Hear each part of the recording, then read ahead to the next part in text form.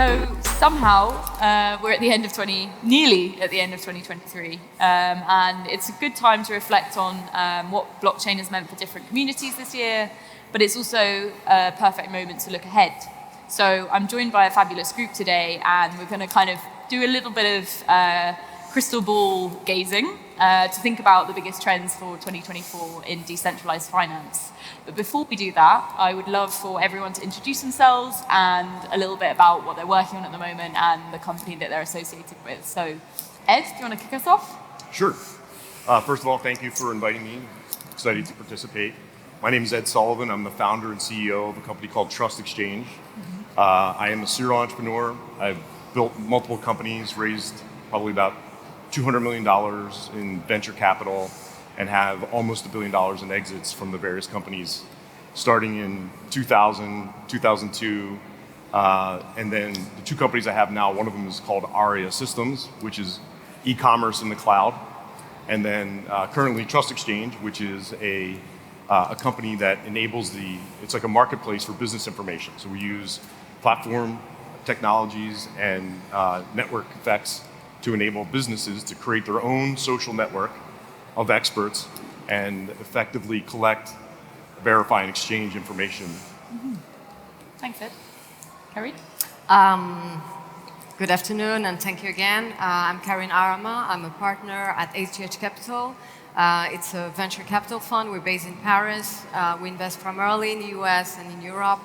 Our latest fund is focusing exclusively on blockchain infrastructure. So obviously DeFi is one topic we are focusing on.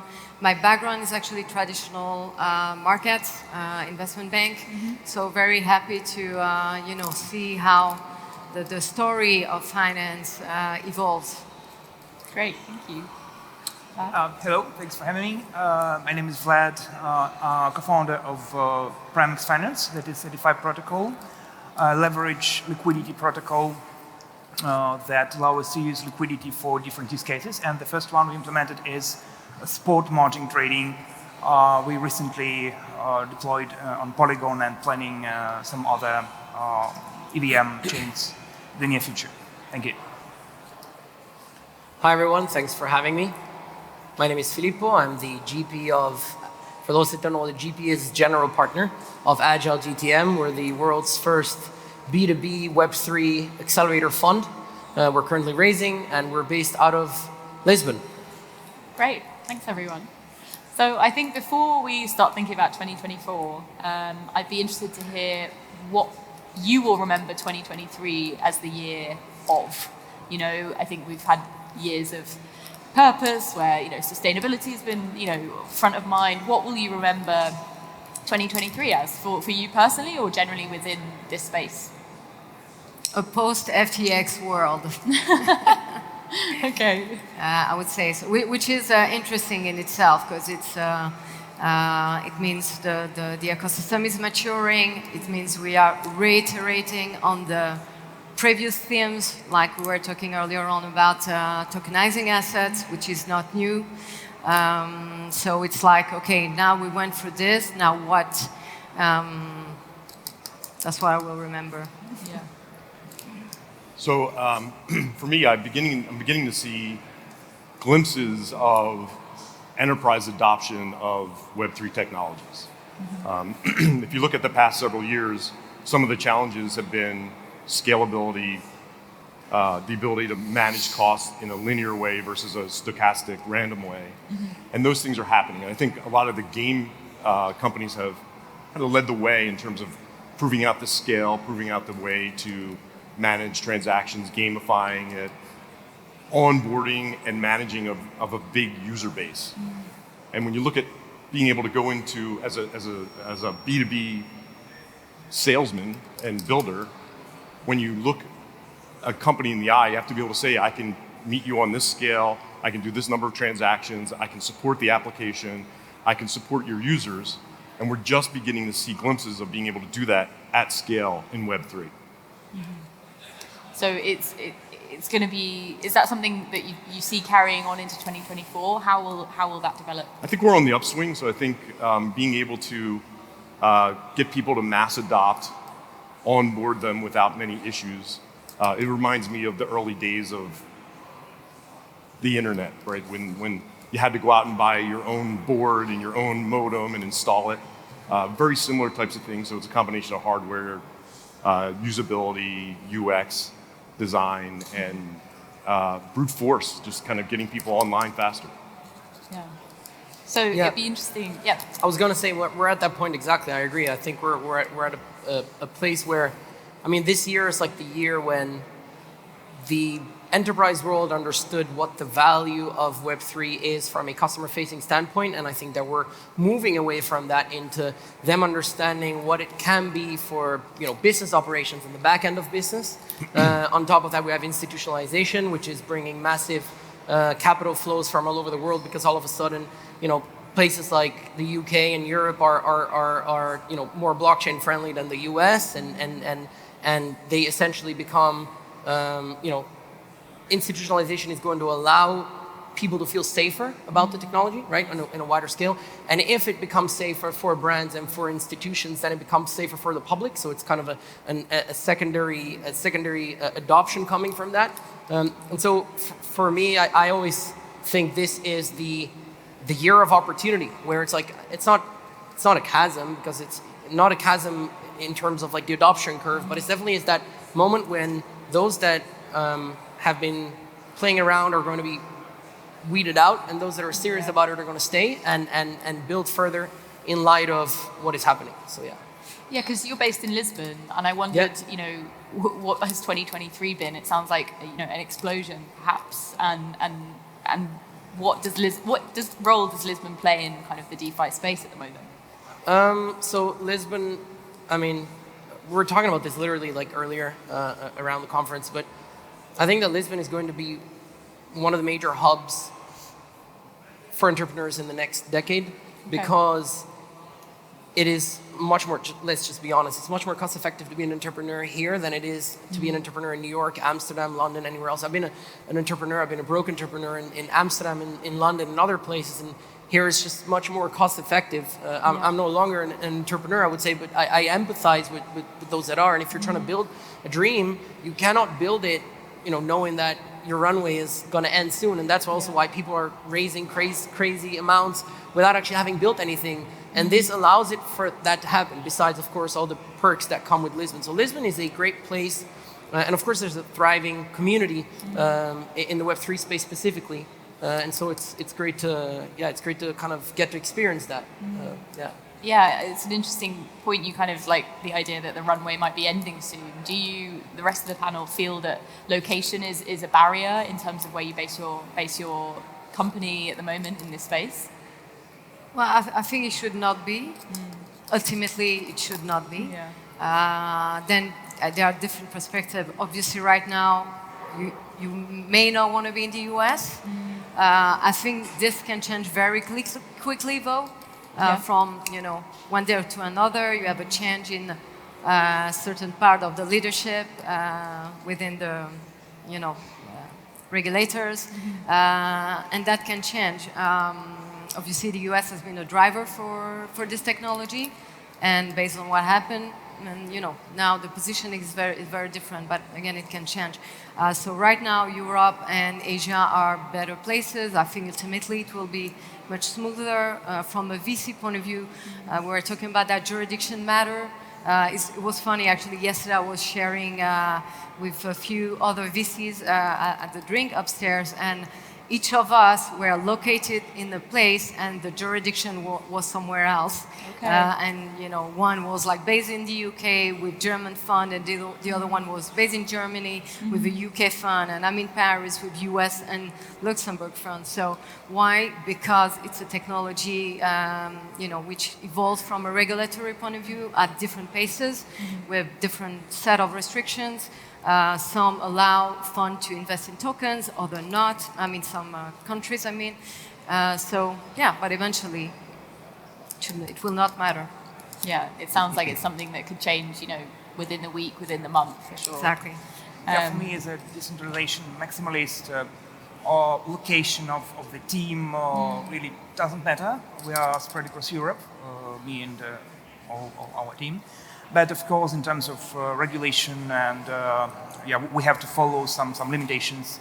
For example, for the US market, it's something that even a DeFi protocol has to respect. But on the long term, I hope that regulations won't that much affect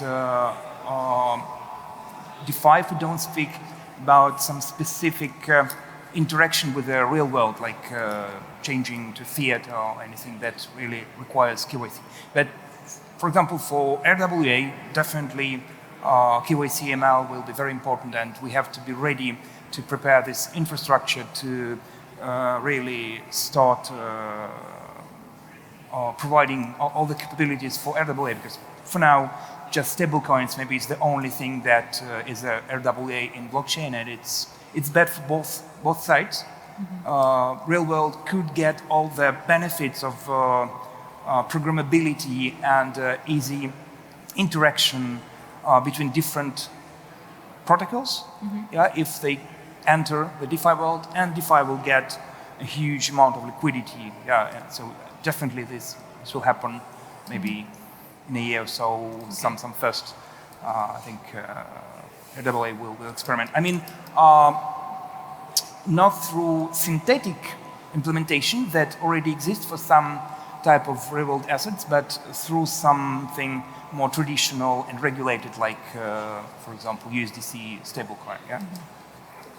So, in terms of trends for 2024, what are you looking to perhaps invest in, or looking to just tune your attention into that maybe has started this year, whether that's strategies or tools or partnerships that you're looking for that you think kind of will spread across next year? I would say it's healthy to differentiate institutional players to retail. And as mentioned, DeFi is not new. It's probably the first segment, like subset of the blockchain technology.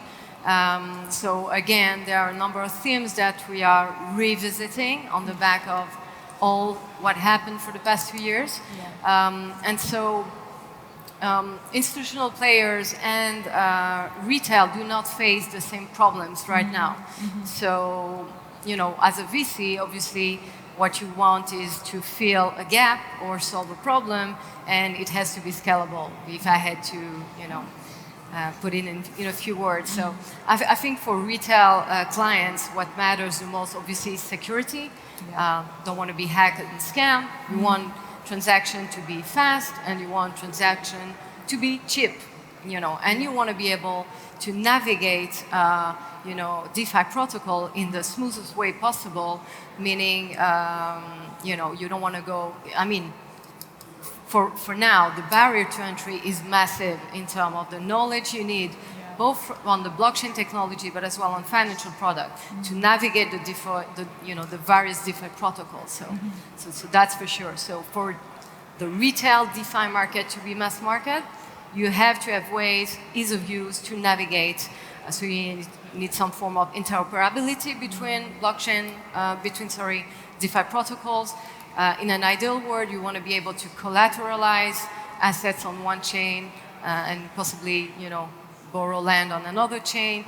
You don't want fees at every stage between the centralized exchanges and the decentralized exchanges and the protocols themselves. So I would focus on interoperability as a theme.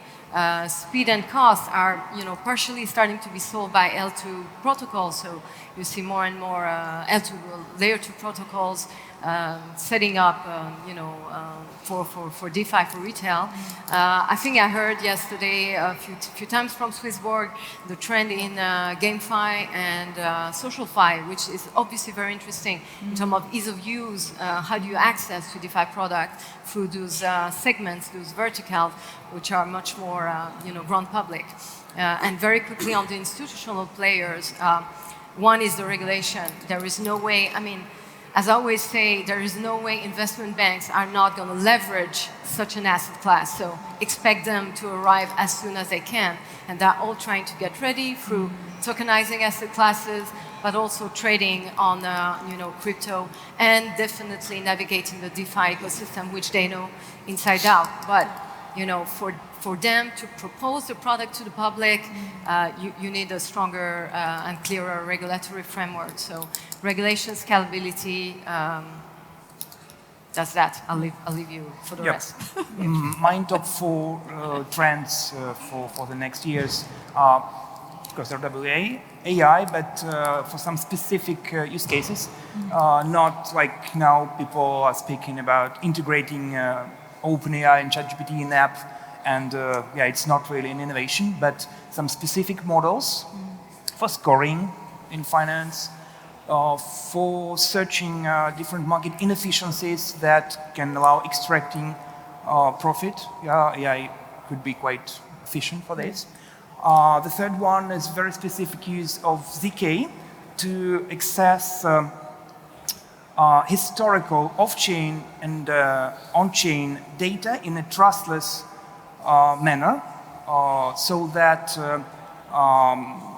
it's accessible from a contract, from a smart contract, but it's not the current state of the DeFi app, but something in the past. Currently, it's quite an important problem that limits a lot what a DeFi application can do.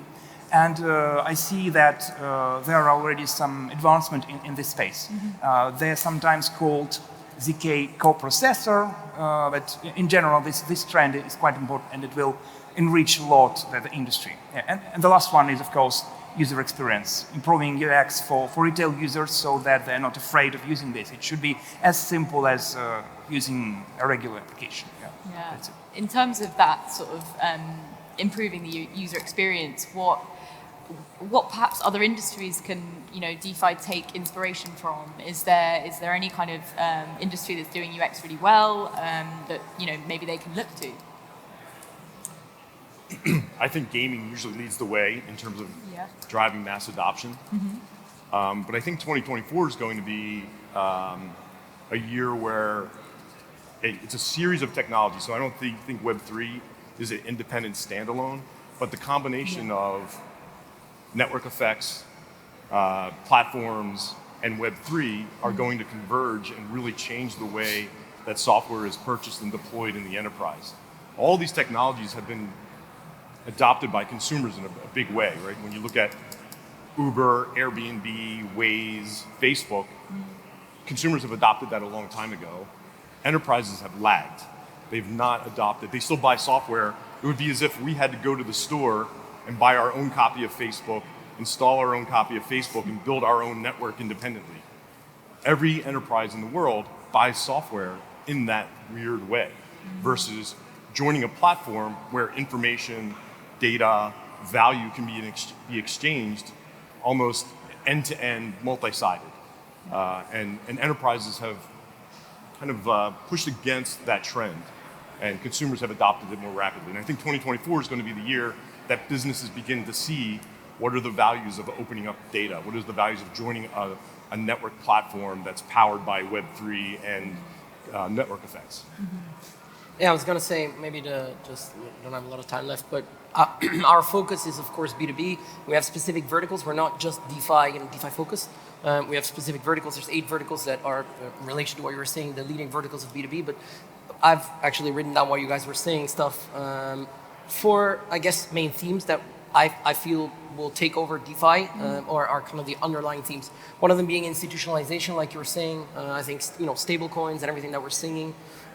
Investment products, real world assets, which is exactly what we were saying before.